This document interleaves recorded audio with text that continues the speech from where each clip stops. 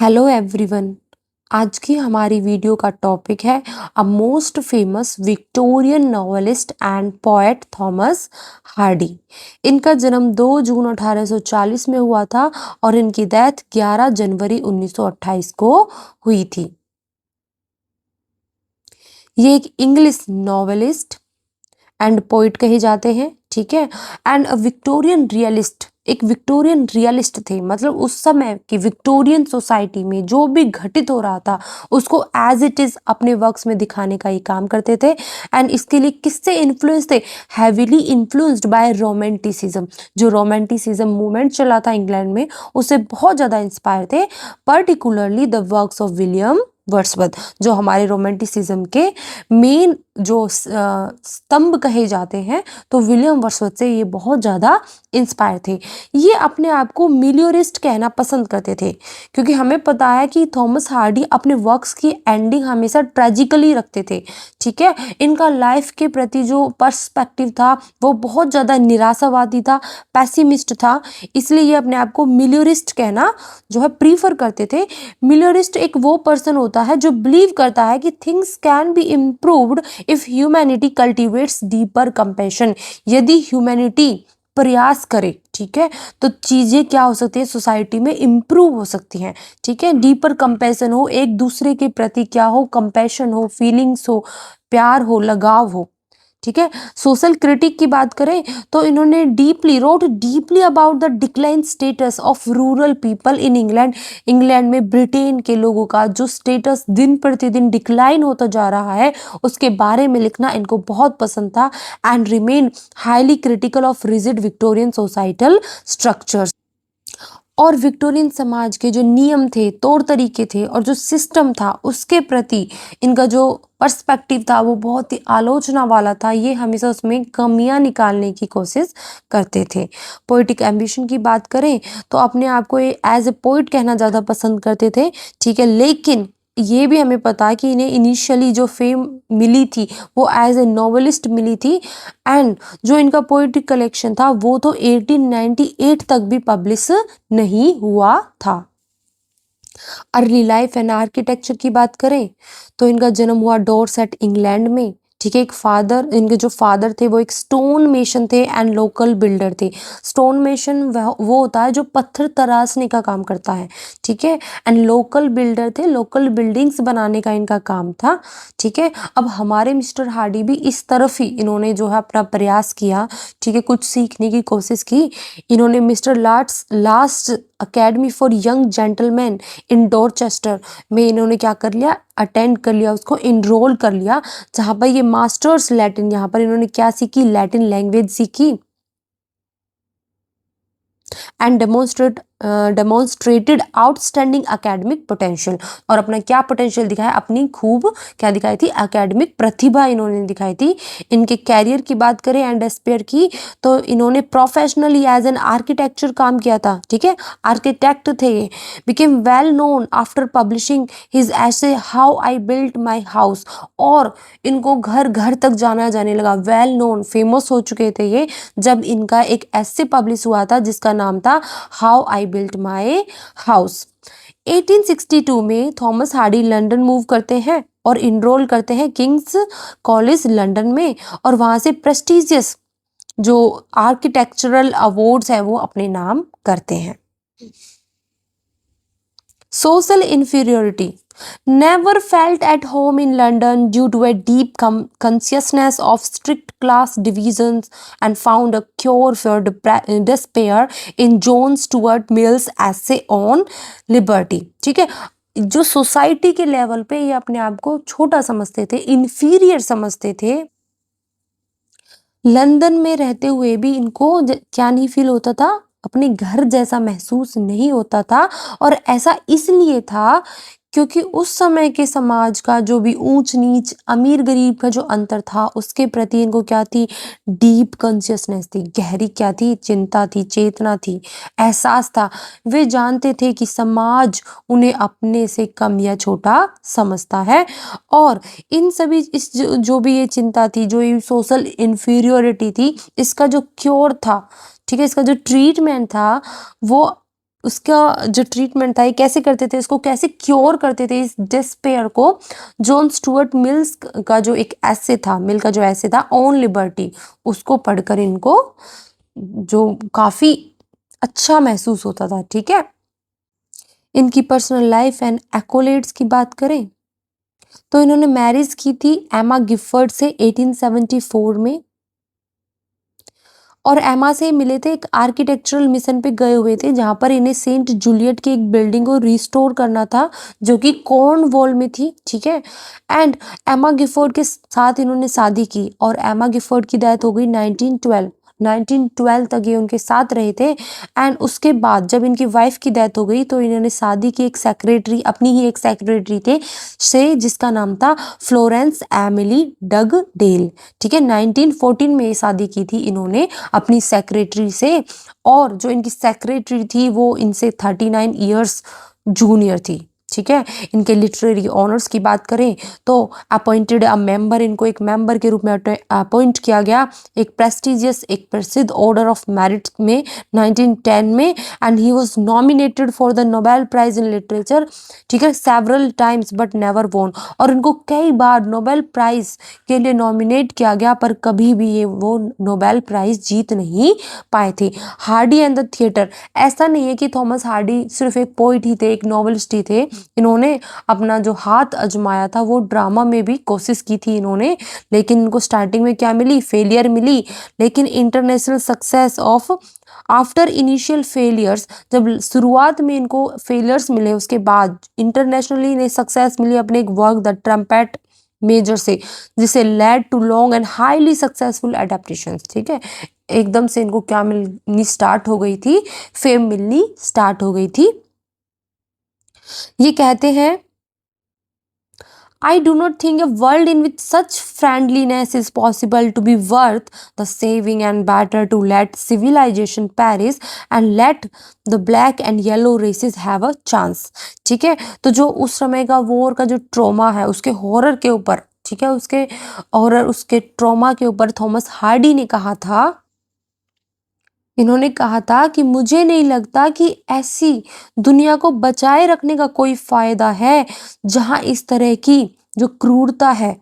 ठीक है, इससे तो बेहतर है कि गोरे लोगों की सभ्यता पूरी तरह से नष्ट हो जाए, एंड जो ब्लैक और येलो पीपल है, येलो पीपल एशियन जो पीपल हैं, ब्लैक पीपल जो वहाँ के जो ब्लैक कम्युनिटी है वो, एंड जो येलो पीपल कौन से हो गए, एशियन हो गए। ठीक है, वहाँ के एशियन लोगों के को आगे बढ़ने और दुनिया चलाने का मौका मिले। तो ये खुद कहते हैं कि जो व्हाइट पीपल हैं ये क्या हो जाए, ये नष्ट हो जाए। ठीक है,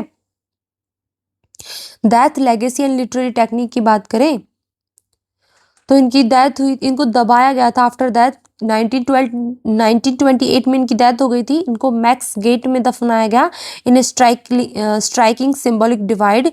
his heart was buried at Stinsford cemetery alongside Emma, और इनके हार्ट को कहाँ पर दफनाया गया था, स्टिन्सफोर्ड सिमेट्री में, कब्रिस्तान में एमा के साथ, जो इनकी वाइफ थी ना, इनकी वाइफ के साथ तो इनका हार्ट दफना दिया गया।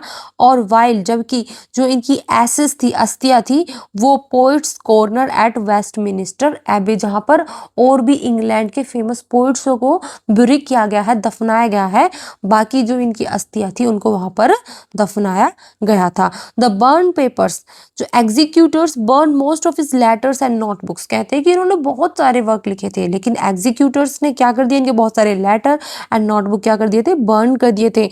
दो 12 वैल्यूएबल नोटबुक सर्वाइव, सिर्फ उनमें से कितनी वैल्यूएबल नोटबुक सर्वाइव है, ओनली 12।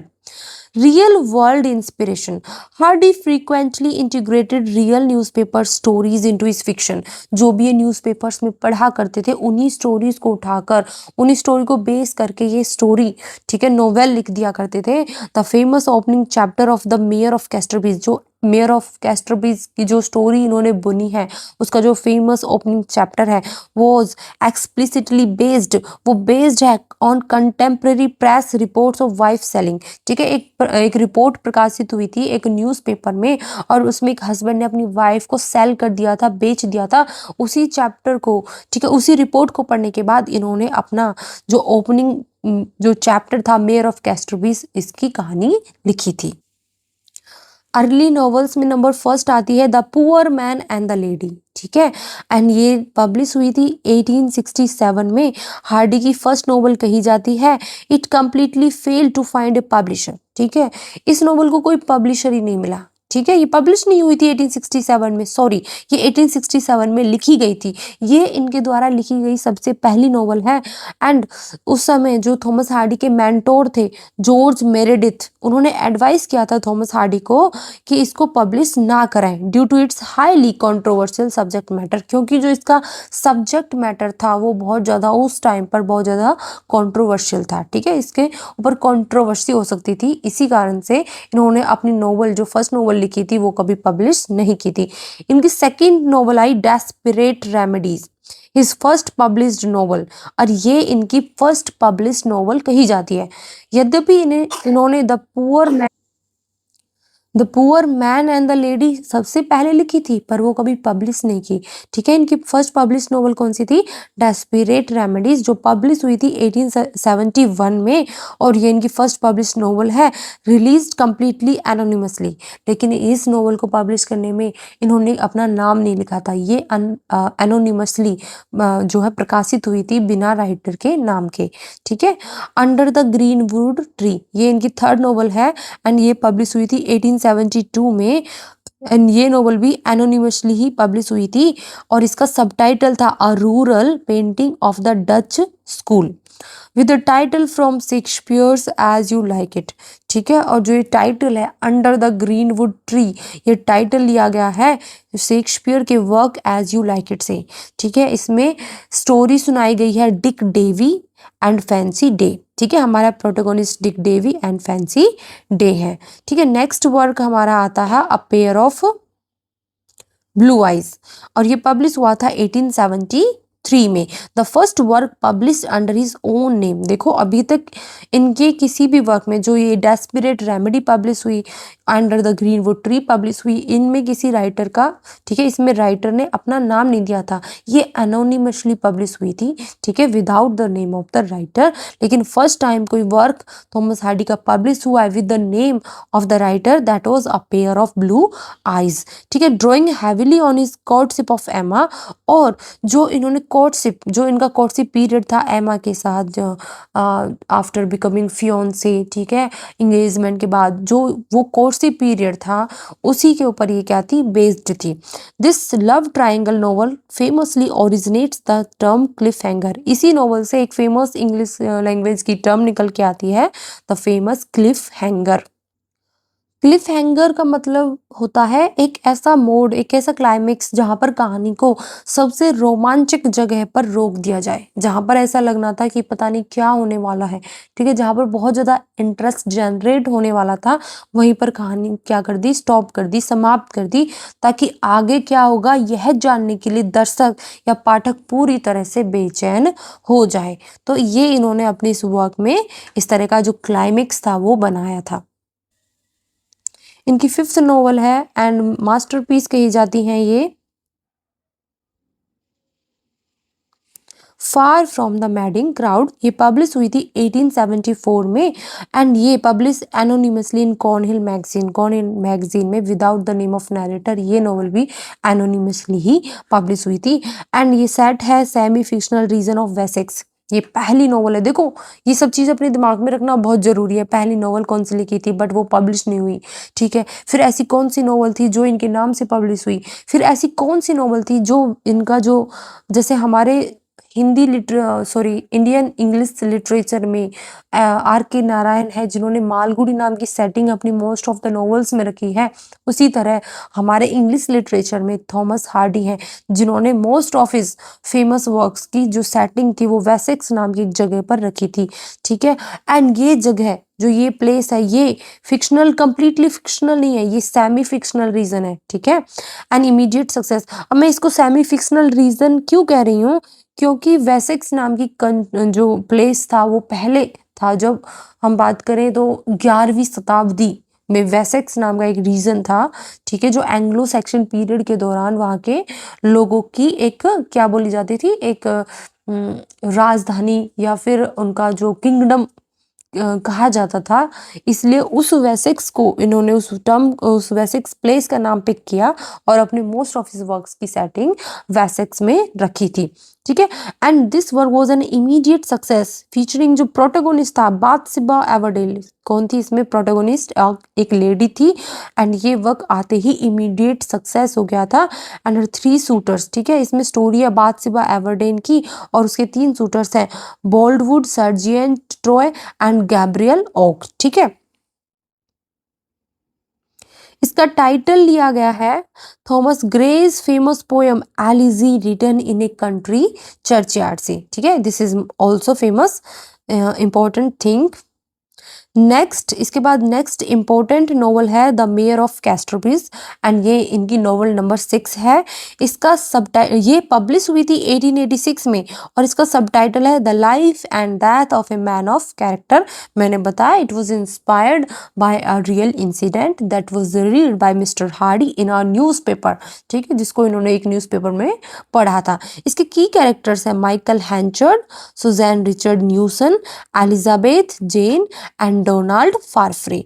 इसी में एक बहुत फेमस कोटेशन हमारे थॉमस हार्डी ने यूज की, happiness is but an occasional episode in a general drama of pain, जिसका मतलब है जीवन असल में दुखों का एक नाटक है जिसमें सुख या खुशी केवल कभी कभार आने वाले क्या है एपिसोड्स की तरह होती है। ठीक है, जीवन क्या है दुखों से भरा हुआ है। ठीक है, और जिसमें ये सुख या फिर खुशी कभी कभी ही आने, जैसे एक ड्रामा में कभी कोई कोई एपिसोड आते हैं ना छोटे छोटे, उसी तरह से खुशी और जो सुख है वो कभी कभार आने वाले छोटे छोटे एपिसोड्स की तरह है। नेक्स्ट, इनकी पीक नॉवेल्स की जो बहुत ज़्यादा इमीडिएट फेमस हुई थी उनकी बात करें, the return of the native. ये पब्लिश हुई थी 1878 में एंड सेट है डार्क लैंडस्केप ऑफ एडगन हीथ। इसकी सेटिंग भी याद करना, ये बहुत इंपॉर्टेंट है, कई बार पूछी जाती है कि कहाँ पर सेट है, तो ये सेट है एडगन हीथ नाम की सेटिंग पे। ठीक है, प्लेस पे, featuring the iconic low evergreen Heath motive. ठीक है, इसमें हीथ मोटिव का जो है सिंबल भी लिया गया है, हीथ मोटिव का यूज भी किया गया है। It follows the interconnected tragic lives of Thomasin. ठीक है, थॉमासिन इसकी प्रोटोगोनिस्ट है, यूस्टेशिया वे एंड क्लिम योब्राइट। ठीक है, जो रिटर्न ऑफ द नेटिव है, ये जो टाइटल है ये यूज किया गया है इस क्लिम योबाइट के लिए, क्योंकि ये अपने home town after a long period आता है, तो इसका ही रिटर्न, इसी नेटिव का रिटर्न इसमें दिखाया गया है। नेक्स्ट इनकी नॉवल है द ट्रम्पेट मेजर। ठीक है, ये 1880 में पब्लिश हुई थी and Hardy's only true historical novel. ठीक है, हिस्ट्री पे बेस्ड जो नॉवल इन्होंने लिखी थी and which later provided him with massive international theatrical success. मैंने बताया ना कि थिएटर में हाथ आजमाया। अब जब आप थिएटर पे कोई वर्क पब्लिश करोगे तो एज ए नॉवल नहीं कर सकते, उसको ड्रामा की फॉर्म में लिखना पड़ता है। तो इसको इन्होंने डायलॉग्स की ड्रामा की फॉर्म में लिखा और यही वर्क जो है थिएटिकल, ठीक है, ड्रामा के उसमें जो है मेजर सक्सेस लेकर आया था थॉमस हार्डी की, क्योंकि इससे पहले जो भी ड्रामा लिख रहे थे और थिएटर में पब्लिश करा रहे थे तो वो क्या हो रहे थे, वो फेलियर साबित हो रहे थे थॉमस हार्डी के लिए। नेक्स्ट है द वुडलैंडर्स। ये पब्लिश हुआ 1887 में और ये एक powerful narrative centering around the main protagonist. ठीक है, पावरफुल नैरेटिव है, ठीक है, स्टोरी है एंड इसका मेन प्रोटोगोनिस्ट है ग्रेस बेलबरी। इनके सिर्फ नाम याद करने की, भाई प्रोटोगोनिस्ट कौन है और वर्क का नाम और कब पब्लिश हुआ, ये जाना ही इंपॉर्टेंट है। इसमें थीम है social ambition and marital isolation. आगे बात करें most famous work Tess of the d'Urbervilles. ठीक है, इसका सबटाइटल है a pure woman faithfully presented. जितने फेमस टाइटल याद करना जरूरी है उतना ही हमारे लिए इंपॉर्टेंट होता है सबटाइटल। ठीक है, टाइटल के साथ फिर ये दे दिया जाता है कि इस वर्क का सबटाइटल कौन सा है। ठीक है, कोर थीम से डायरेक्टली चैलेंज करता है rigid sexual morals of Victorian society. ठीक है, क्योंकि क्रिटिकल थे ना विक्टोरियन सोसाइटी के लिए, जो भी कमियां थी उनके ऊपर लिखना भी इनको बहुत ज़्यादा पसंद था। By presenting a fallen women as fundamentally pure, कि वो फंडामेंटली प्योर थी लेकिन फॉल कैसे हुई, उस सोसाइटी के गलत लोगों की वजह से। ये अपनी जगह पर करेक्ट थी, ठीक है, लेकिन इसके साथ क्या हुआ था, ट्रेजेडी हुई थी। की कैरेक्टर्स की बात करें, जॉन डर्बीफील्ड, टेस, ठीक है, Angel Clare and Alec d'Urberville. ठीक है, की लिटरेरी एलिमेंट्स, ठीक है। इसमें मोटिव है मिस्ट एंड हैवी एटमॉस्फेयर। आप याद रखना, जो एडगन रिटर्न ऑफ द नेटिव है उसमें एडगन हीथ नामक प्लेस है। फिर सीथ का मोटिव है, वो क्वेश्चन आ सकता है। ठीक है। दूसरा इसका मोटिव आ सकता है टैस ऑफ द डियर विलास, तो इसमें याद रखना मिस्ट एंड हैवी एटमॉस्फेयर। तो ऐसे ऐसे मोटिव्स का यूज करते थे जो मोटिव्स जो स्टोरी में उन मोटिव्स को सिंबलाइज किया जाता था किसी पैसिमिस्ट थीम को दिखाने के लिए। ठीक है। कॉस्मिक व्यू इसमें बताया गया है God is explicitly refer to as the president of the immortal. ठीक है। एंड ये टर्म बहुत फेमस है, it can be ask in your exams. ठीक है। टैस फैटल लास्ट वर्ड की भाई टैस के लास्ट वर्ड कौन से थे? Now I shall not leave for you to despise me, I am ready. ठीक है। ये लास्ट में हमारी जो मेन प्रोटैगनिस्ट है टैस बोलती है अपने हस्बैंड एंजल क्लेयर से, जिस टाइम पर उसको जो पुलिस है अरेस्ट करके ले जाती है, तो एंजल क्लेयर बोलती है now I shall not live for you to despise me. अब मैं तुम्हारे सामने और जीने के लिए जिंदा नहीं रहूंगी कि तुम मुझसे नफरत करो। ठीक है। Despise me, I am ready. ठीक है। या मुझे नीचा समझो। ठीक है। आई एम रेडी, मैं मरने के लिए तैयार हूं। नेक्स्ट इंपॉर्टेंट वर्क है जुडे द ऑब्सक्योर। ये इनका फाइनल नोवेल है। ठीक है। लास्ट नोवेल कही जाती है फीचरिंग अ स्कैथिंग सटारिकल अटैक, ठीक है, on the sacrosanct institution of marriage. ठीक है। तो Victorian institution of marriage and restriction on education, उसके ऊपर एक बिटर सटायर थॉमस हार्डी ने लिखा है। इसके कैरेक्टर है जुडे फाउले, एक स्टोन मेसन है। ठीक है। स्टोन मेसन जो मैंने बताया ना, पत्थर तराशने का काम करते हैं। ठीक है। स्कॉलर एराबेला डॉन, ठीक है, शू ब्राइड हेड एंड रिचर्ड फिलिस्टीन।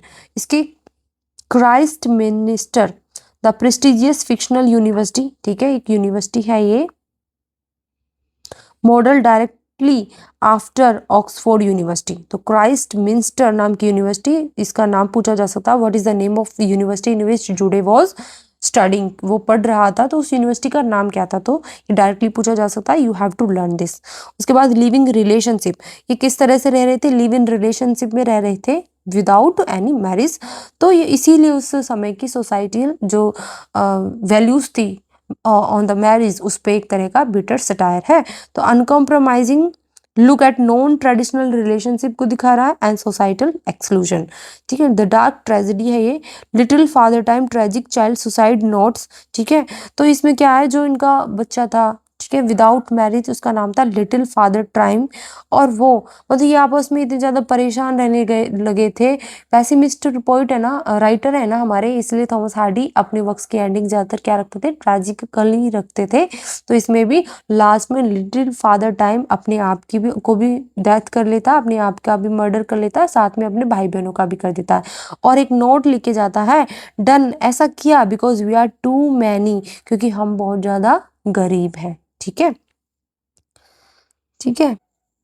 यहाँ पर ये MANY नहीं,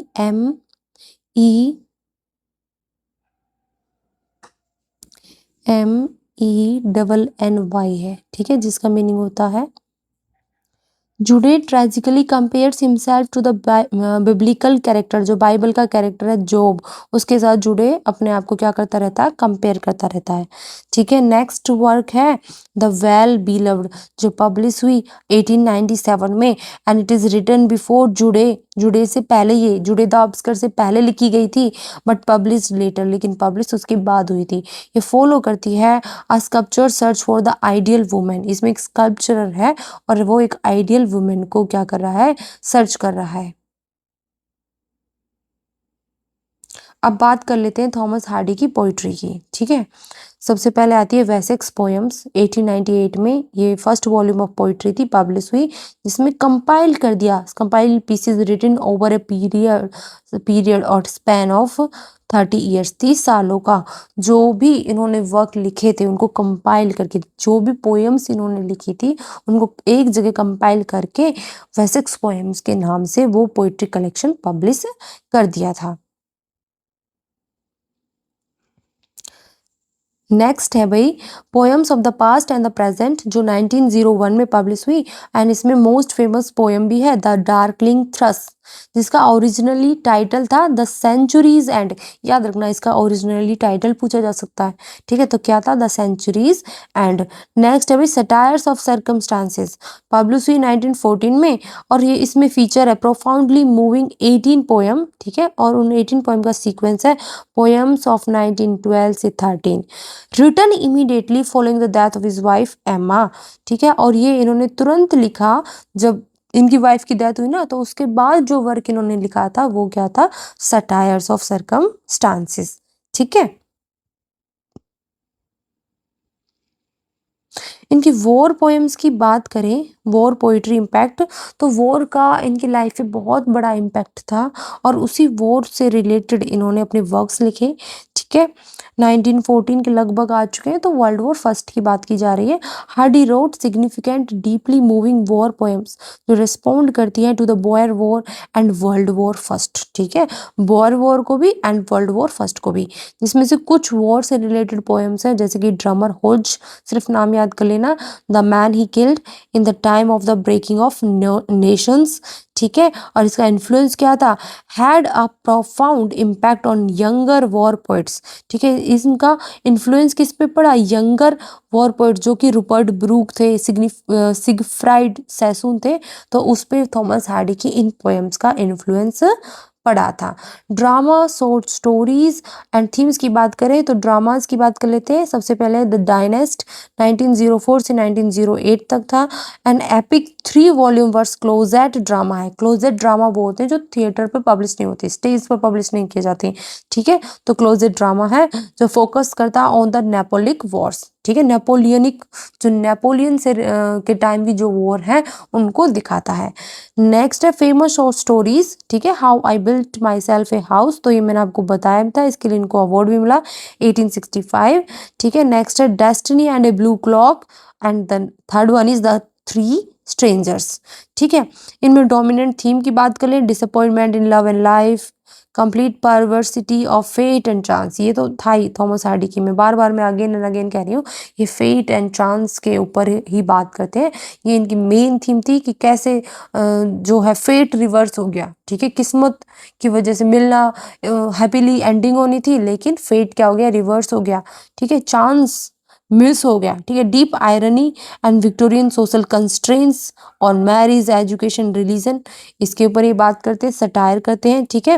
नेक्स्ट है पोइटिक फॉर्म्स, यूटिलाइज लिरिक्स भी यूज करते हैं, बैलेड्स भी अपने वर्क में, ड्रामा एंड ड्रामेटिक मोनोलॉग का भी यूज करते हैं, एंड ऑल्सो सटायर्स, ठीक है।